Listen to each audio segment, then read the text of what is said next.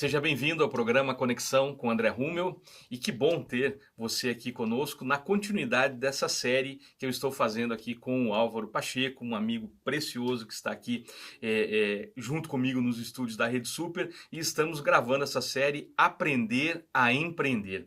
E ele está contando um pouco do testemunho, nós estamos aqui nesse bate-papo gostoso, mas eu quero te fazer uma pergunta já direta, porque essa aqui eu creio que foi decisiva na sua vida profissional. Você pode compartilhar a experiência espiritual que você teve aos 18 anos e como isso afetou sua relação com a fotografia na época? Sim. Posso começar a chorar já ou deixa para mais tarde? André, sou irmão do meio. E do meio de 5, então é meio mesmo. Tem 2 para cima e 2 para baixo. E é muito engraçado como o irmão do meio parece que ele tem que batalhar um pouco mais, né? Tem que aparecer um pouco mais, né?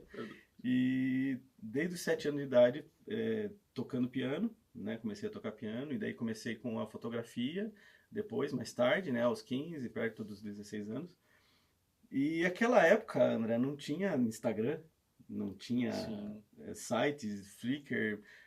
Na verdade, mal se tinha internet. A internet já existia, na verdade, obviamente. Mas era aquela discada, né? Que tinha que Era entrar discada, meia-noite só pra frente. meia-noite, né? A gente tinha meia hora para brincar ali, já tinha que sair. Então eu não ia olhar fotografias, eu não ia pesquisar. Então a minha fotografia, André, era a melhor fotografia do mundo para mim. Eu não conhecia, não tinha referências, né? Então eu achava assim que era o máximo, né? E realmente tinha só seu valor. Talvez ali no contexto que eu vivesse ali, né, com pai, mãe, irmãos, primos, talvez fosse a melhor, né? Mas o mundo é enorme, né? A gente tá falando aí de um menino achando que ele tá por cima de qualquer pessoa, de qualquer profissional, né? E eu lembro que um dia, nessa época a gente estava vivendo uma busca muito intensa com Deus, com o pessoal da Igreja Batista a Igreja Batista é independente, ali do Portão, e eu fui num retiro da Jocum, da Escola Noturna de Adoração, o ENAD. Eu lembro que todo mundo foi fazer esse retiro na época, tal, né? O pessoal da escola, todo mundo fez a escola e as pessoas que estavam fazendo a escola foram fazer o retiro. E eu fui lá e fiz uma oração ousada, né? Olhei assim e falei para o Senhor, Senhor, se tem alguma coisa que me separe de Ti, né? Eu queria ouvir que não tinha nada. Sim. Né? O nada consta, né? O nada com o Senhor, se tem alguma coisa que me separe de Ti, por favor, me fala. E o Senhor foi muito categórico, né? A sua fotografia me separa de você. Né? O seu orgulho pelas suas fotos. Foi isso que eu ouvi. E André, ali... E obviamente, eu tinha levado minha câmera, eu estava com a minha câmera lá, e ali eu peguei a minha câmera, do jeito que eu vi aquela resposta, né, aquele testemunho interior, eu catei a bolsinha da câmera, levei para o líder da Jocum e entreguei para ele. Ele olhou assim, cara, o teu pai vai te matar. Eu falei, cara, não interessa, não interessa, tá aqui. O Senhor falou que isso aqui está me separando dele, e eu não quero que mais nada me separe dele. E André, eu cresci aí, depois desse tempo, fiquei sem fotografar muitos anos, eu fiquei muito tempo. Eu voltei a fotografar quando eu tinha celular, né? Eu tinha o celular lá, eu voltei a fotografar. Vários anos, então. Muitos anos. Quando começou a ter celular com câmeras boas, com câmeras boas, eu comecei a fotografar. E depois, quando eu emprestava a câmera de alguém, né? Tinha alguns amigos que tinham câmeras fotográficas, eu emprestava, não podia ver uma câmera que eu já pegava e saía fazendo fotos, né? Sempre brincando bastante. E depois de um tempo, já casado, casei aos 23, né? Então depois já casado, né? A Anne, minha esposa, ela fala assim, vamos para a Argentina? Né? Então aí eu já estava trabalhando no banco, entrei no banco com 21 anos, né? Então já estava 2 anos no banco. Ou seja, dos 18 aos 21 você já não fotografava mais. Não. E você daí decidiu, né, até para poder estar casado, trabalhar numa instituição financeira. Exatamente. Nesse intervalo dei aula de piano, fui adestrador de cachorro, o pessoal brinca que eu já fiz de tudo, né?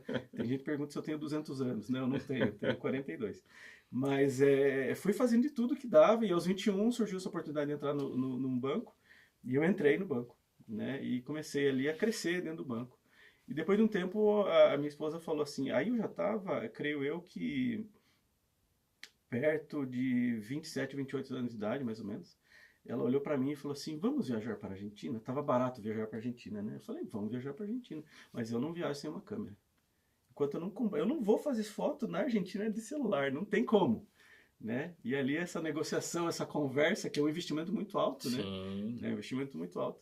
Eu lembro que dava, o valor da câmera dava quase um salário inteiro meu, assim. Então eu teria que fazer bem, Planejamento, né? bem planejado. Nessa época não existia muito planejamento, André, era mais freestyle, assim, sabe? Hoje existe, graças a Deus. Que bom. Mas e eu comprei essa câmera, né? E eu comecei a fotografar e sem me alongar muito, comecei a fotografar. Só que assim, eu olhava minhas fotos e aí já existia Instagram, já existia Flickr, já existia um monte de Aí rede você já tinha social. referências para comparar, E né? eu via que eu não era nada do que eu pensava. Eu falava assim, meu Deus, eu estou muito longe, eu sou o pior dos homens, né? Eu sou o pior dos fotógrafos. E o Senhor foi me botando no meu lugar, né? Como eu falei, irmão do meio tem que se destacar, então junto com a música vem o orgulho, vem junto com a fotografia, a parte artística, né? Uhum. O coração do artista tem que ser muito vigiado, né? Porque a tendência dele se verdade. orgulhar é Você muito tem grande, razão. né? Tem que ser muito vigiado.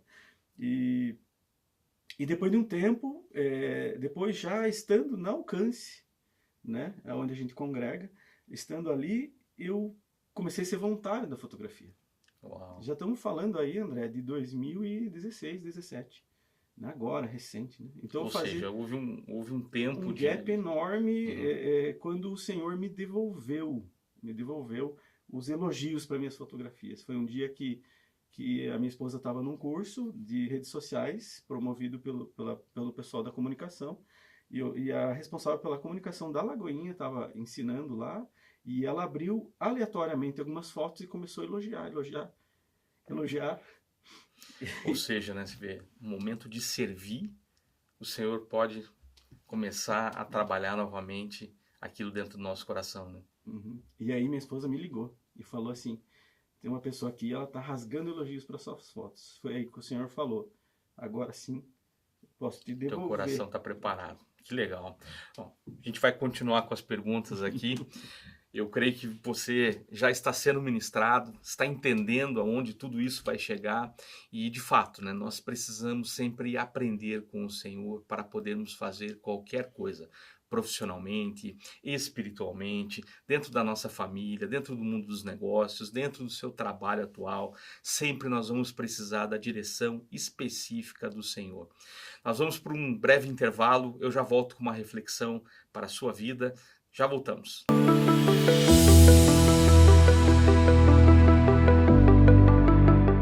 Você já imaginou ter o controle total das suas finanças pessoais, alcançar suas metas financeiras e realizar seus sonhos? Acredite, é possível. Descubra como. Inscreva-se no curso de Finanças Pessoais com André Rummel. Acesse o QR Code que você está vendo na tela e faça parte dessa jornada transformadora.